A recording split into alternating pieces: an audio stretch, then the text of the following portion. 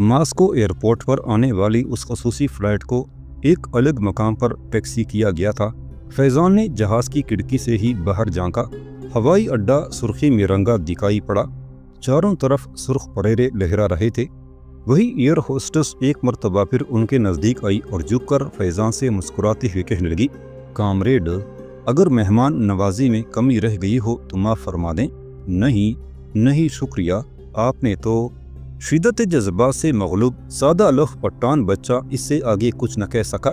जहाज की सीढ़ियां उतरते ही एक बेनाम से एहसास से उस पर हल्की सी कपकपाहट तारी थी।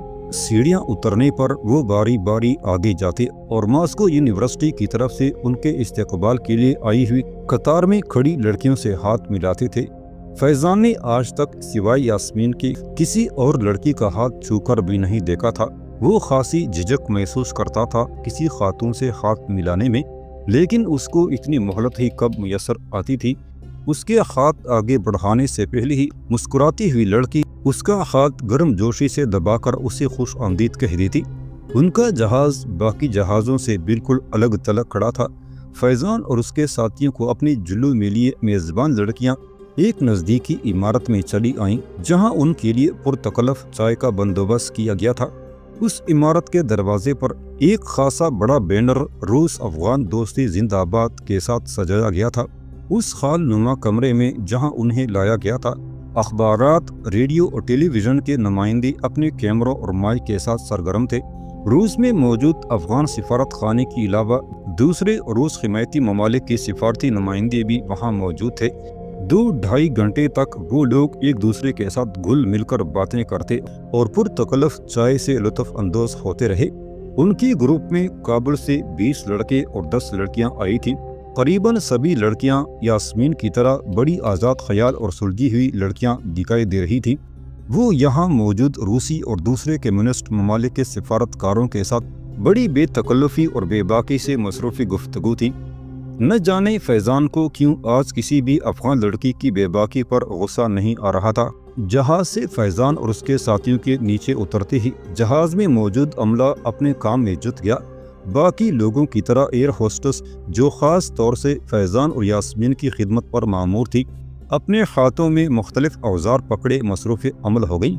उसने दोनों की सीटों की पुश्त खोलकर उनमें नस्ब टेप रिकॉर्डरों में से कैसेट निकाल लिए और जब उसने दोबारा सीट की पुश्त को बंद किया तो किसी के वहम गुमान में भी नहीं आ सकता था कि ये पुश्त कभी सीट से अलग भी रही होगी।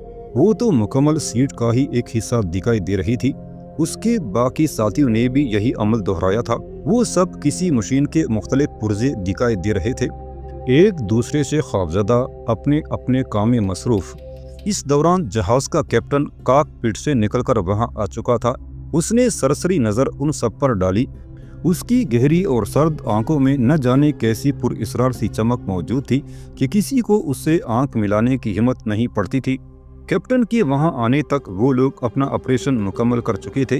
काम खत्म होने पर वो सब मुअद्दब निगाहें झुकाकर खड़े हो गए। एक उचटती हुई नज़र उन सबके चेहरों पर डालकर कैप्टन दरवाजे की तरफ बढ़ गया। सब उसके ताक़ुब में दबे कदमों दरवाजे की तरफ बढ़ने लगे। कैप्टन सीढ़ियों से कुछ फासले पर खड़ा हो गया। हवाई अड्डे का दूसरा अमला अपने काम में मसरूफ़ था। जहाज का पेट खुल चुका था और उसमें से मुसाफिरों का सामान एक गाड़ी में लादा जा रहा था। जहाज के अमले को लेने के लिए एरोफ्लोट की एक वैगन वहां आकर रुक गई थी। कैप्टन तो बाहर रहा। अमले के बाकी लोग एक एक करके वैगन में सवार होने लगे। वो एयर होस्टेस जो फैजान और यास्मीन के सर पर मुसल्लत रही थी, जैसे ही वैगन के दरवाजे की तरफ बढ़ी, कैप्टन की आवाज़ सुनाई दी, वेलेंटीना। एयर होस्टेस अपनी जगह पर जम कर रह गई। खौफ की एक सर्द लहर उसकी रीढ़ की हड्डी में सरायत कर गई। वो बमुश्किल ही अपने कदमों पर कैप्टन की तरफ घूमी थी। तुम रुक जाओ, कैप्टन की आवाज़ सुनाई दी और वो मुअद्दब एक तरफ हटकर खड़ी हो गई। वैगन का इंजन बमुश्किल अभी स्टार्ट ही हुआ था जब रनवे के एक कोने से एक छोटी सी तेज रफ्तार कार वेलेंटीना को अपनी सिमत आती दिखाई दी। कार कैप्टन के नज़दीक आकर रुक गई। ड्राइवर ने फुर्ती से दरवाज़ा खोला और मुस्तैद फौजियों की तरह ईड़ियाँ बजाकर जहाज के कैप्टन को ताज़ीम देकर एक तरफ हटकर खड़ा हो गया। कैप्टन सर हिलाता हुआ आगे बढ़ा और ड्राइवर की सीट संभाली। ड्राइवर ने फौरन दूसरी तरफ आकर अगला दरवाज़ा वेलेंटीना के लिए खोल दिया। उसके अंदर बैठते ही ड्राइवर ने दरवाजा बंद कर दिया। कैप्टन ने इग्निशन में चाबी घुमाई और कार एक झटके से फराटे बढ़ती हुई आगे निकल गई। इस दौरान वहां मौजूद किसी भी शख्स ने उस तरफ नजर भरकर देखने की हिम्मत नहीं की थी। हवाई अड्डे की हदूद से बाहर निकलने तक 3 मरतबा उनकी कार को रोका गया, लेकिन हर दफा वो लोग कैप्टन को पहचानते ही उसे सैल्यूट मारकर एक तरफ हट जाते थे। जल्द ही वो दोनों हवाई अड्डे से बाहर जाने वाली सड़क पर निकल आए। इस दौरान कैप्टन ने बात करना तो क्या, उसकी तरफ नजर भरकर देखने की भी कोशिश नहीं की थी। उसकी सर्द आंखें तो जैसे विंड स्क्रीन पर जमकर रह गई थी। वेलेंटीना को यूं महसूस हो रहा था अभी चंद लम्हों बाद कैप्टन की तेज और नौकीली नजरें उस विंड स्क्रीन को छेद कर उसमें सुराख बना देंगी। करीबन आध घंटे की तेज रफ्तार ड्राइविंग के बाद वो मॉस्को की एक जदीद आबादी में पहुंच गए। एक छोटे से फ्लैट के सामने पहुंचकर गाड़ी रुक गई। ये इमारत वेलेंटीना के लिए नई नहीं थी। इस जैसे कई कप्तानों के हमरा वो अक्सर यहाँ पहुंच चुकी थी। फ्लैट के दरवाजे पर पहुंचकर कैप्टन ने हॉर्न बजाया। एक लंबे तड़ंगे, लंबूतरे चेहरे और खूनख्वार आंखों वाले गार्ड ने दरवाजा खोला। कैप्टन कार अंदर ले आया। दरवाजा उसके पीछे बंद हो चुका था। कैप्टन ने इंजन बंद करके चाबी निकालने की जहमत भी नहीं की थी।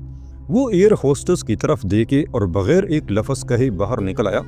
दरवाजा उसने झटके से बंद किया। दरवाजे से ज्यादा झटका वेलेंटीना को अपने जिस्म को लगता महसूस हुआ। वो हिम्मत करके अपने खवास मुस्तमे करके उठी और कैप्टन के ताक़ुब में बाहर निकल आई।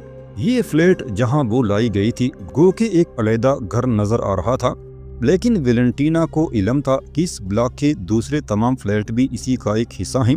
उसको यहाँ के अक्सर फ्लैट देखने का तजर्बा इससे पहले हो चुका था। कैप्टन ने बरामदे में पहुंचकर एक तरफ मुड़कर उस पर नजर डाली और हाथ से अपनी पीछे आने का इशारा करता हुआ आगे बढ़ गया। वेलेंटीना नपे तुले कदमों से उसका ताकुब करती उसके पीछे पीछे चली जा रही थी। उसके सफर का अख्तिताम दूसरी मंजिल के एक आरामदेह कमरे के दरवाजे पर हुआ।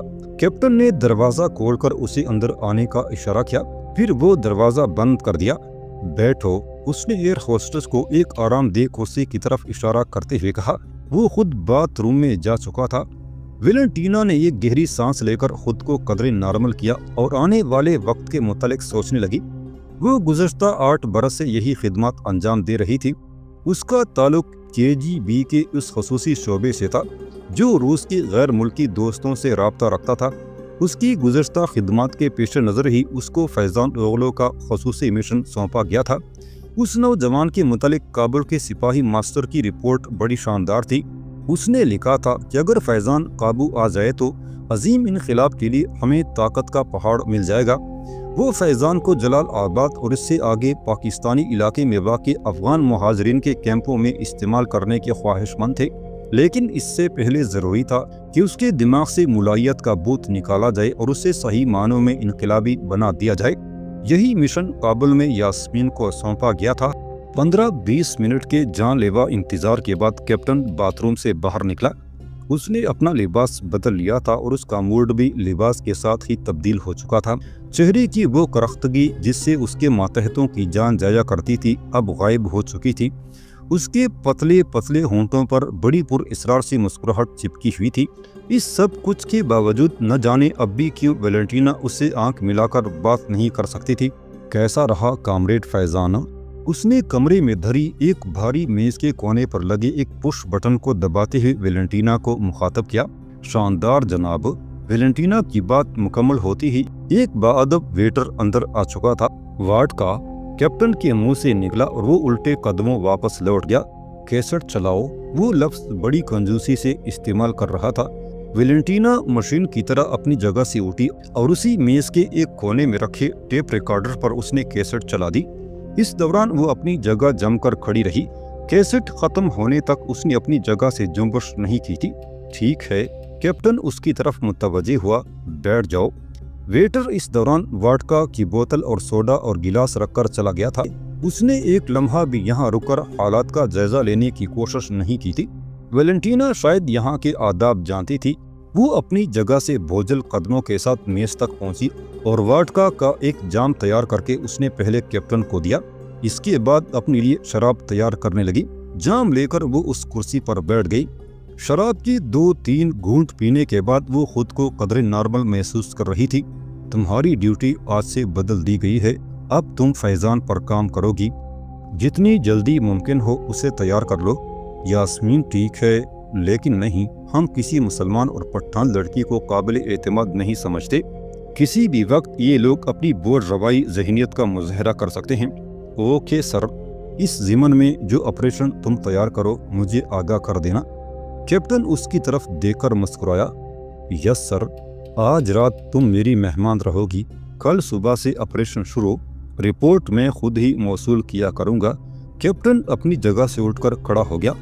ऐसे कई कैप्टन इससे पहले भी वैलेंटीना को इस किस्म की ड्यूटियाँ सौंप चुके थे। वो जानती थी कि रात यहाँ गुजारना भी उसकी ड्यूटी का हिस्सा है और कोई सच्चा कामरेड कभी अपनी ड्यूटी से इन्हिराफ नहीं कर सकता। वो रात भी अपनी ज़िंदगी की पिछली कई रातों की तरह उसने अजीब इनकलाब की नज़र कर दी। सुबह जब वो कैप्टन के पहलू से उठकर बाथरूम तक पहुंची तो उसका जिस्म दुखता हुआ फोड़ा बन चुका था। नाश्ते की मेज पर कैप्टन उसके सामने इस तरह बैठा था जैसे वो अभी अभी यहाँ आई हो। थोड़ी देर बाद वो एक तेज रफ्तार कार में मास्को की उस आबादी की तरफ जा रही थी जहाँ उसकी बूढ़ी माँ और 2 छोटी बहनें उसकी मुंतजर थीं।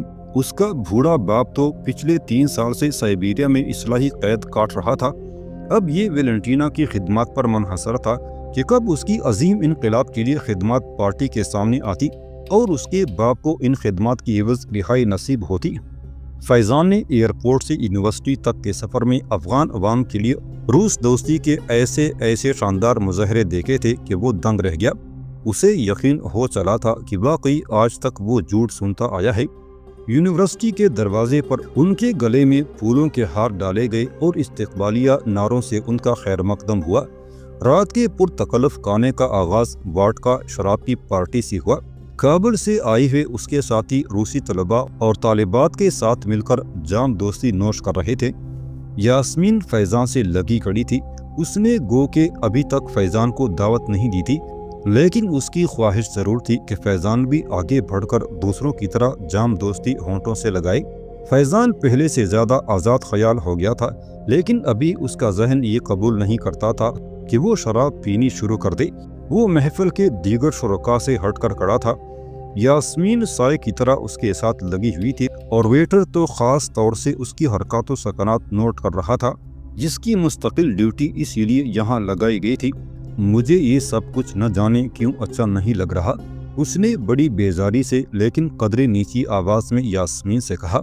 असल में अभी कुछ देर बाद तुम ये सब कुछ समझोगे। इनकलाब लाने के लिए ये सब कुछ ज़रूरी है। हमें मिलकर चलना है, इकट्ठे आगे बढ़ना है। वो कुछ उलझ सा गया, लेकिन यास्मीन से कुछ न कह सका।